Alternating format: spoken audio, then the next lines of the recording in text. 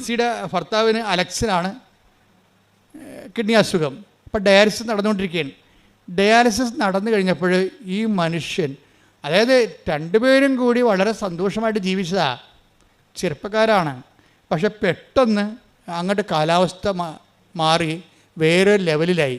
Dialysis കഴിഞ്ഞോടുകൂടി ഇയാൾക്ക് എന്ത് സംഭവിക്കുന്നതിനെക്കുറിച്ച് ഇയാൾക്കൊരു idea ഇല്ല. ഇയാൾ തളർന്ന രീതിയിൽ ഇവളെ ഇങ്ങനെ നോക്കും. എന്താണ്, നമ്മൾ പിരികയാണല്ലോ എന്നുള്ള അതാണ് അവസ്ഥ. ഓക്കെ, ഇങ്ങനെ നോക്കുമ്പോൾ അച്ഛൻ വന്ന് ലാസ്റ്റ് സാക്രമെൻ്റ് കൊടുക്കും, അവസാനത്തെ കുദാശ കൊടുക്കും.